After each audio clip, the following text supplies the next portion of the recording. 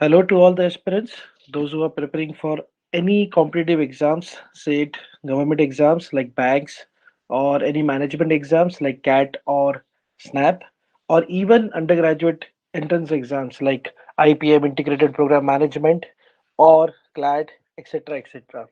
So, logical reasoning plays a very important part because it challenges the decision making skills of an individual.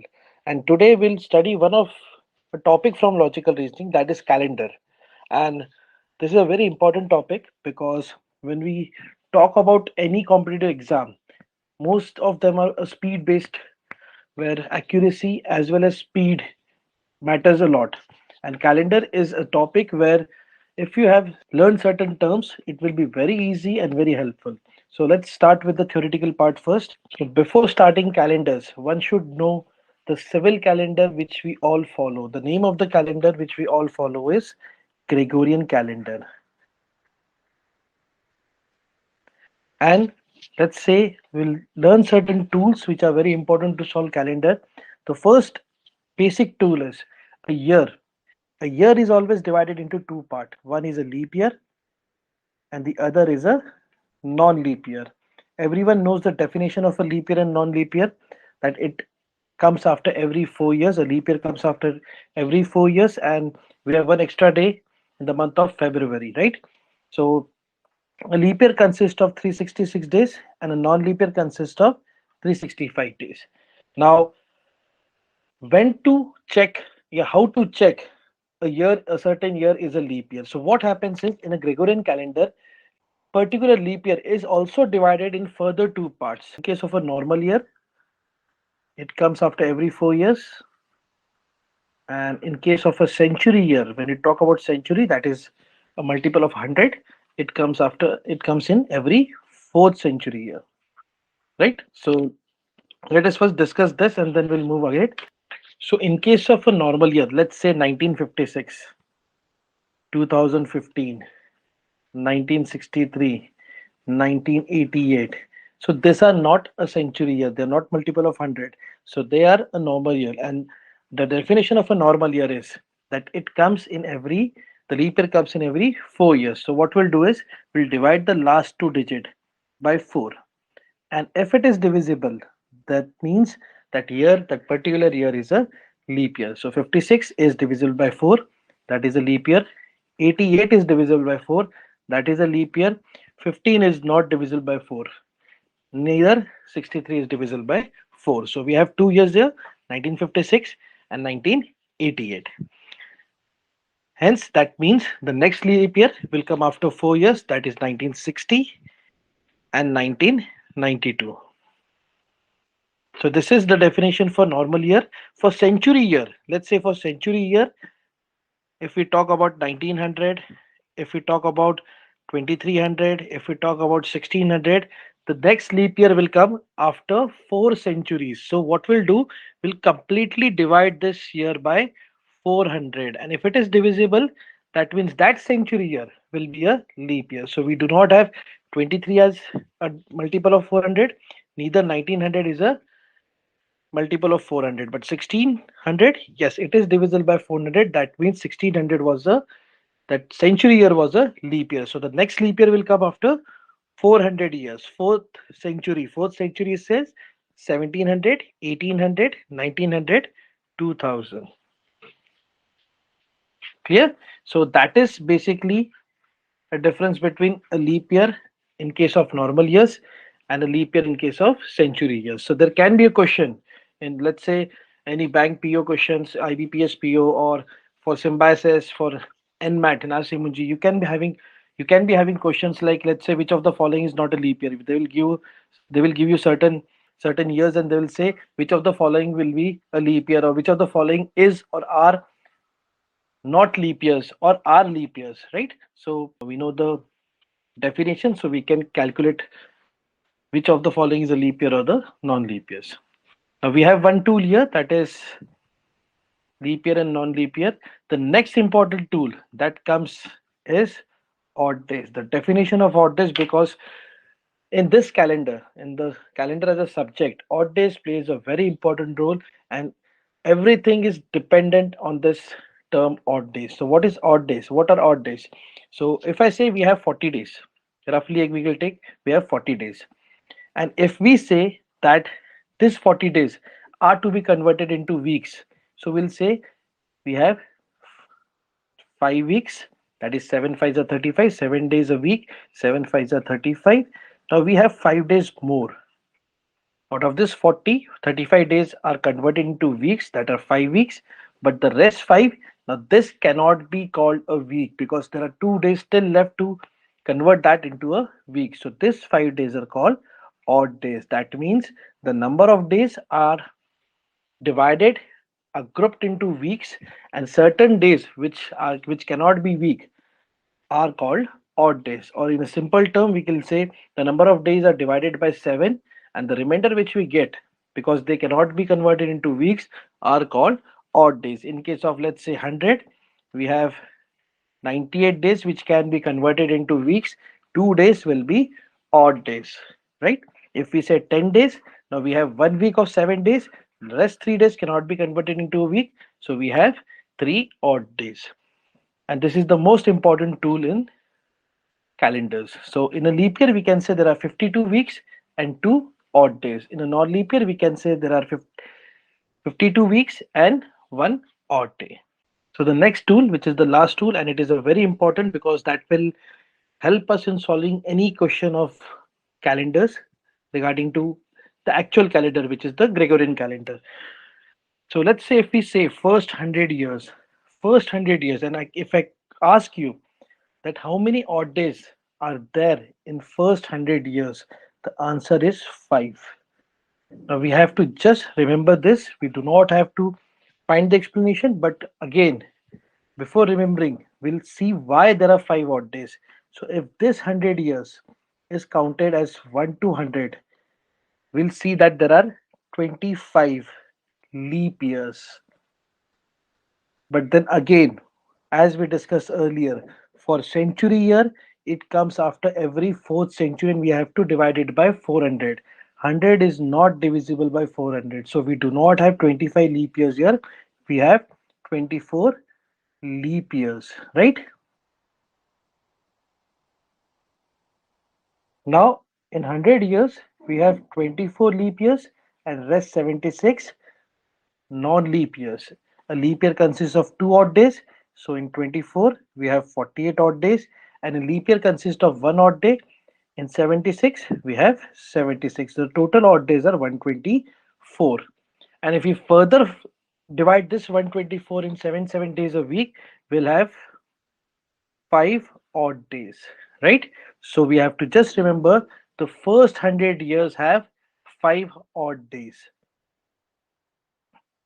Now this is 1 to 100. If I say 101 to 200, again the span is of 100 years and 200 is not divisible by 400. So we have the same procedure here. So for 101 to 200, first 101 years to 200 years, we have 5 odd days. But if we say first 200, we'll be having 10 odd days. Again, for 1 to 100 years, first 1 to 100 years, we have 5 odd days. For 101 to 200, we'll have the same procedure. 200 will not be a leap year. It will be again 24 and 76. So 201 to 200 will again have 5 odd days. But if we say first 100 years, we'll have 5 odd days. First 200 years, 5 and 5, 10 odd days. And in that 10 odd days, we'll have 7 days a week and 3 odd days. Clear? Now in this table, again look, in this table if we say 201 to 300, first 201 to 300 years, how many odd days are there? Same procedure. 300 is not divisible by 400, so the process will be same as for 1 to 100. Again that will be 5 odd days. But if we say first 300 years, that will be from first to 300, there will be 5, 10, 15. 15 odd days, which we can further convert it into 2 weeks and 1 odd day. Now, if we say 301 to 400, yes, we have a century year, our first century year, that will be a leap year. So here the process changes. So we'll have 6 odd days because we'll have 400 will give 2 odd days, not one. So it will be 6 odd days. But if I say first 400, then it will be 5, 10, 15 plus 6, 21 odd days. And this 21 odd days will again be converted into 3 weeks, giving 0 odd days. So this table is very important. So at 400, we had a first century year as a leap year. The table from here onwards will repeat itself. That will be 500 will give 5 odd days, 600 will give 3 odd days, 700 will give 1 odd day, 800 will give 0 odd days. 900 will give 5, 1000 will give 3, 1100 will give 1, and 1200 0. Okay, so we have discussed the two tools which are very important for us to solve any kind of questions regarding to actual calendar. Now, calendar is also divided into two parts. One is the actual calendar, which we call the Gregorian calendar, and one is the comparative calendar. So we'll do comparative calendar in the next video, but we'll go with actual calendar first. So we have understood the concept of 100 years, 200 years, 300 years. So we know that the first 100 years consist of 5 odd days, first 200 years consist of 3 odd days, first 300 1 odd day. Now I am continuously emphasizing the word first year. Now what happens is we deal with paper, which is demanding high speed and high accuracy, and we are in the zone, we are in the momentum where we have high speed, so we do not afford to go into a certain question twice or thrice. So we read it very fast and we tend to, or we fail to understand the actual meaning of the question. So there can be questions in calendars, like let's say how many odd days are there in 300 years. So like we have studied this, 300 years have 1 odd day, we'll write it 1. There is option as 1, and we'll take it and we'll go to the next question. But understand the question. It says how many odd days are there in 300 years. So 300 years, we do not know the span of that 300 years. It can be from 1996, then onwards, or it can be from 2000 onwards. So as we do not know from where that 300 years starts and where it ends, so answer will always be cannot be determined. Here we are dealing with first 300. So carefully listen this. Any 100 year consists of either 5 odd days or 6 odd days. 5 odd days when that century year is not a leap year, and 6 when that century year is a leap year. Please understand there can be question on this pattern also. So we have to understand the question carefully. Now coming to actual calendar questions, let's say we'll start with a question. We'll take a date, 23rd November 1988. So we'll have to find out what was the day of the week on 23rd November 1988. So I will first solve it and then we'll discuss what logic I applied. So what I'll do is I will break into three parts. That is 1900 plus 87 plus 88. 1900, 1 odd day, 87, 21 odd days. We have 108 odd day, and 88th year, that is 27 odd days. So we have 136 years. Further, I can convert it into weeks of 7 days. The answer is 3. So what is 3? We'll do it afterwards, but we'll go through this process once again and in slow motion, right? So 1988, 20th November. The 88th year was a continuous running year. That was a current year. So that year did not complete. And it will complete after 31st December. So we'll consider 88 as a running year. We'll go one step back. That is 1987. So what I'll have to do is I will have to calculate odd days from 1st to 1987. And this table will help us to find out. But again, this table is into multiple of 100. So what I'll do is I'll convert it into multiple of 100. That will be 1900 plus 87. So we have two steps here. And the third step, last, I will deal with the 88th year. Now coming to 1900, we know that after 400, the cycle will repeat. So 400 will be a base for us, and we'll find out the multiple of 400 that is closest to 1900. That is 1600. So till 1600, if 400 has 0 odd days, so 1600 will again have 0 odd days. So we have reached till 1600. Next 3 years will again give one odd day. So total odd days from 1st to 1900 will be 1. Clear? Next step, 87. This will be from 1901 or 1901 to 1987. Now this table won't be of any use. So what I will do is I will use this table, right? So we'll first divide 87 in two parts. One is the leap year part and the non-leap year part. In 87 years, total 87 from 1901 to 1987, we have 21 leap years and we have 66 non-leap years. One leap year gives two odd days, so we have 42 year, and one non-leap year give one odd day, so we have 66. So the total goes 108. Now, if we have understood this part, let's say we have in this 87 one time leap year and one time non-leap year. So what extra we are doing? We are multiplying it by 2. So from next question onwards, we'll not go with this kind of process. We'll add 21 leap years in that only, and we'll have odd days of 108. Please, we can check it here. So what happens is this 87, if we divide in two parts, we have 21 leap years already and 66 non-leap years. So what we'll do, we have to just double it. So right now, we'll have to double it. So we'll just add 21 and we'll get the odd day. So we are done with the second step, first step. Now coming to the third step, that is 88th year. Now 1988 was a leap year. So there will be 29 days in February. So what we'll do is January completed 31 days, giving 3 odd days because 31 days, 7 fours are 28. 28 days will be utilized in 4 weeks. So 7 fours are 28. 3 days will be odd days. Next comes Feb, 29 days. We'll convert 28 days into weeks. We'll have 1 odd day. March again 31, 3. April 30 days, 2. May 3. June, July, August. July and August both carries 31 days.